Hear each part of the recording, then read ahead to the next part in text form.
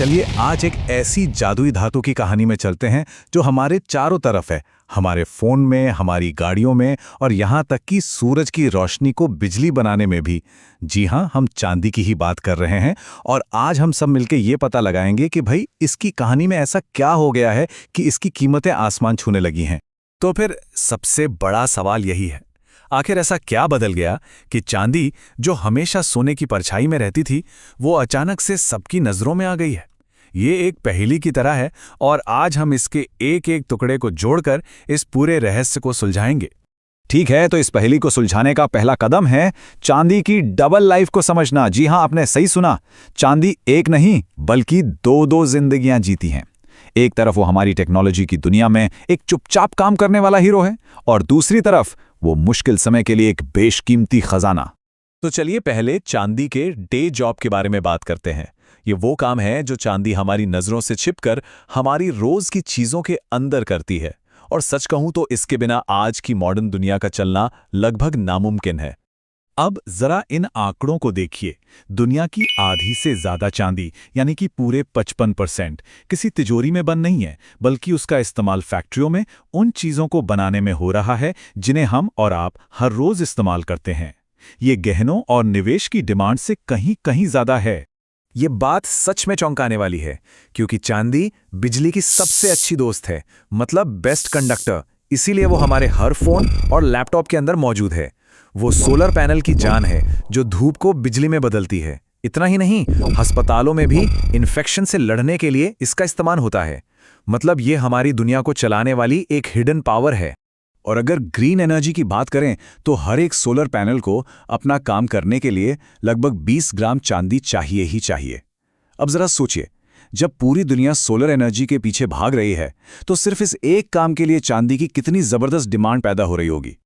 और ये सिर्फ सोलर पैनल की कहानी नहीं है। अकेले साल 2024 में इलेक्ट्रॉनिक्स बनाने में रिकॉर्ड 465.6 मिलियन आउंस चांदी का इस्तेमाल हुआ। वजह 5G और AI जैसी नई टेक्नोलॉजीज जिन्हें काम करने के लिए चांदी चाहिए। ये इतनी ज्यादा चांदी है कि इसकी कल्पना करना भी मुश्किल है।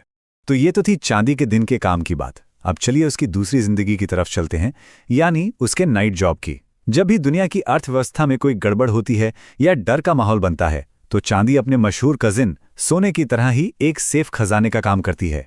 इसे कहते हैं इन्फ्लेशन हेज। आसान भाषा में इसका मतलब है कि जब लोगों को डर लगता है कि महंगाई की वजह से उनके पैसों की वैल्यू कम हो रही है तो वो अपना पैसा बचाने के लिए चांदी जैसी चीजें खरीदने लगते हैं।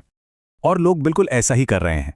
पिछले कुछ सालों में इन्वेस्टर्स ने चांदी के इन्वेस्टमेंट फंड्स में लगभग $40 बिलियन झोंक दिए हैं। तो यहां हो क्या रहा है? एक तरफ फैक्ट्रियों को काम के लिए चांदी चाहिए और दूसरी तरफ निवेशक भी उसे खरीदकर जमा कर रहे हैं।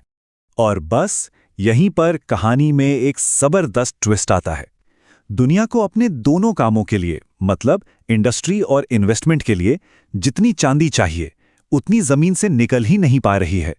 मतलब डिमांड सप्लाई से मीलों आगे निकल गई है। ये तस्वीर इस पूरी समस्या को एक बार में दिखा देती है। देखिए कि डिमांड का ये टॉवर सप्लाई के टॉवर से कितना ऊंचा है। दुनिया को जितनी चांदी चाहिए और जितनी मिल रही है उसके बीच एक बहुत बहुत बड़ा गैप बन गया है। और ये कोई छोटा मोटा गैप नहीं है, ये लगभग 2300 मिलियन आउंस की कमी है। इसे ऐसे समझिए, ये उतनी ही चांदी है जितनी मेक्सिको जैसा बड़ा देश पूरे एक साल में बनाता है। ये एक बहुत बड़ी शॉर्टेज है।